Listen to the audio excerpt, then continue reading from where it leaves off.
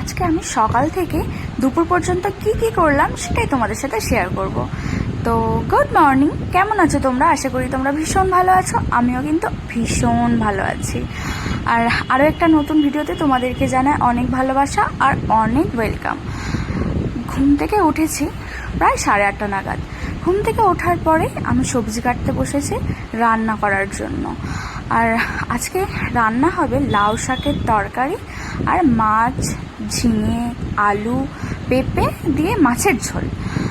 আর সকালবেলা ঘুম থেকে উঠেই আমি কিন্তু খুব একটা টিফিন বা ব্রেকফাস্ট যাই বলো না কেন, আমি সেটা খুব একটা করতে পছন্দ করি না। তাই আমি সকালবেলা একটু জল খেয়ে নিয়েই আমি সবজি কাটতে বসেছি।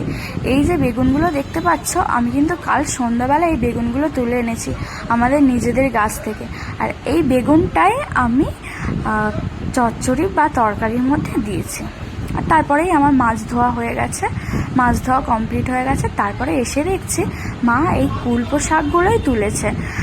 পাশে হয়েছিল অনেক কুলপো শাক, সেই কুলপো শাকগুলো তুলে এনেছে। আর কিছু জামা কাপড় আমি ভিজিয়ে কেচে দিয়েছিলাম, সেই জামা কাপড়গুলোই মেলতে গেছে। তারপরে আমি স্নান করে নিয়েছি, স্নান করে নিয়ে ঠাকুর ঘরে চলে এসেছি। ঠাকুরগুলোকে একটু ধূপ প্রদীপ দেখাতে হবে। আর কিছু বাসন রয়েছে, সেই ঠাকুরেরই বাসন বলতে পারো, সেই বাসনগুলোই একটু মাজতে হবে। কারণ এই বাসন মাজার জন্য একটা দিদা থাকতেন, সেই দিদাটা প্যারালাইসিসড হয়ে গেছে পড়ে গিয়ে। তো বাড়িতেই ওই জন্য আমি মা দুজনে মিলেই এই কাজগুলো করে নিই। আর এই বাসনগুলো তো প্রত্যেক দিন ব্যবহার হয়, তাই একটু তেঁতুল দিয়ে মাজলে নাকি পিতল কাঁসার জিনিস খুব চকচক করে।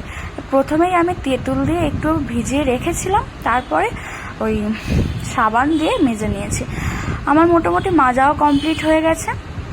এই বাসনগুলোকেই এখন উপুর করে দিচ্ছি, কারণ বিকেলবেলা আবার মা সন্ধ্যে দেবে, এই বাসনেই ঠাকুরকে খেতে দেওয়া হবে। একটু শুকনো হতে হবে, নয়তো এই বাসনের মধ্যে খেতে দিলে একটা বাজে লাগে না? শুকনো না হলে বা কোনো কিছু অপরিষ্কার থাকলে আমরা খাই, তাহলে ঠাকুরকেও তো দেওয়া যাবে না, না? যেহেতু ঝুড়ির মধ্যেই বাসনগুলো আমি মেজে রেখেছিলাম, আর টাইলসে না প্রচুর স্লিপ করে, আমি একটু গামছা দিয়ে ওই টাইলসটা মুছে দিচ্ছি। কারণ হঠাৎ আমার ছেলেও এই টাইলসে দৌড়াদৌড়ি করে, বা যেই আসুক দেখতে পাবে না, সচরাচর টাইলসে জল পড়ে থাকলে দেখা যায় না। তাই গামছা দিয়ে একটু টাইলসটা মুছে দিলাম। দেন গ্যাসটাকেও একটু ক্লিন করে নিতে হবে। রান্না হয়ে গেছে, তারপরে কিন্তু আমরা খেতে বসবো।